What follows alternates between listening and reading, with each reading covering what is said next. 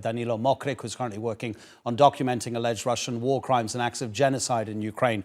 Danylo, thank you so much indeed for your time. This must be a very painful experience for you and everybody you speak to, documenting alleged Russian war crimes.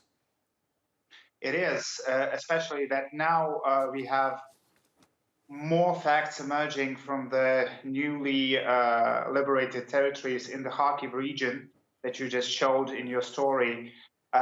We find out about people being tortured to death.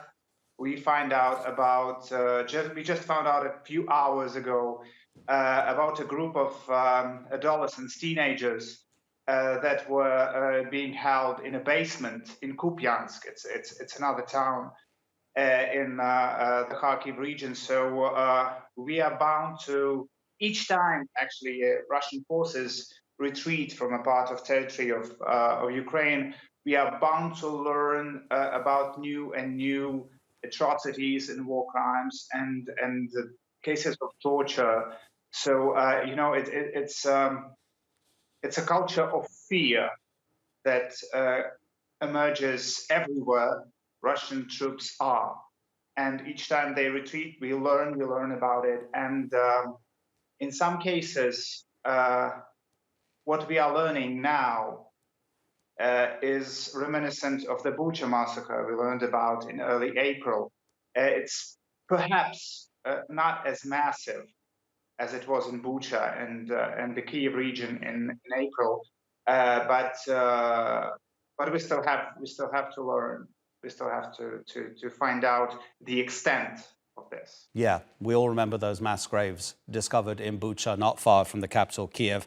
And you're talking about the northeast. In Balaklia, the locals there are saying that Russian soldiers, as you say, tortured civilians in the local police station there. Others are talking about being electrocuted while in detention.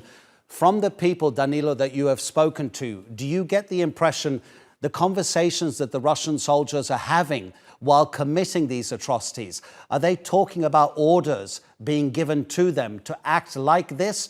Or do you get the impression that possibly they may be acting like this because they haven't received any orders at all about how to engage with the local population?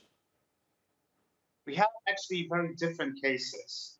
We've had witness testimonies. We've had also quite a lot of phone calls of Russian soldiers and Russian officers intercepted by Ukrainian services, Ukrainian security service, for instance.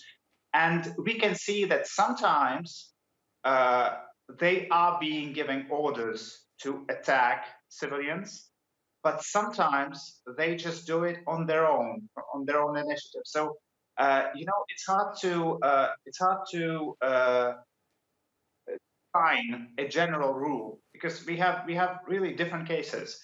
What is sure is that, you know, the Russian state propaganda itself is a kind of genocidal, is inciting genocide. And it's not only me who says that, but even if I'm working quite closely on the subject of atrocities, of those tortures, we've had a report in May, if I'm not mistaken, by New Lines Institute. And in that report, it was really stressed that the Russian state propaganda itself incites the genocidal intent in people. So, you know, if you are living for a long time with the TV telling you that Ukrainians are bad, Ukrainians need to be eradicated, Ukrainians need to be corrected, and Ukraine does not exist, and it's not a real nation, it's not a real language, and so on and so on, you somehow are inclined to view Ukrainians as less than man, less than human. So it's easier to torture. So, yeah. I think this is what happens generally. Orders or not orders is well, it's not so important as this. Yeah, Danylo, I think it's really interesting that you mentioned the state propaganda machine, because I have heard some analyses that it's not going to be the people of Russia, whether they agree with the war or not, who are going to stop Vladimir Putin conducting this conflict. It's only going to happen if the state propaganda machine comes to a stop and stops giving those messages that you are describing to us that the Russians are receiving. Just finally, Danylo, whatever is happening in Ukraine, it looks highly unlikely, possibly even impossible, that Russia will overtake your country completely. If they can't achieve that, what is the Russian aim? To destroy the country as much as possible so that it takes decades for it to recover? It seems so. We've seen the attacks on civilian infrastructure after the Russian forces retreated from the Kharkiv region. You know, the missile attacks on the heat and power station in Kharkiv, then the attacks on the dam in Kryvyi that you mentioned earlier in your story. Those are attacks intended to harm the civilians, to harm the civilian infrastructure. We are expecting, actually, in Ukraine to have more of those attacks on power stations, for example, come winter, so that, you know, to make Ukrainians cold, to make them freeze somehow. But, you know, I think the aim may be this, to weaken Ukraine as much as possible. That was the intent beginning from 2014. You know, just take some parts of territory.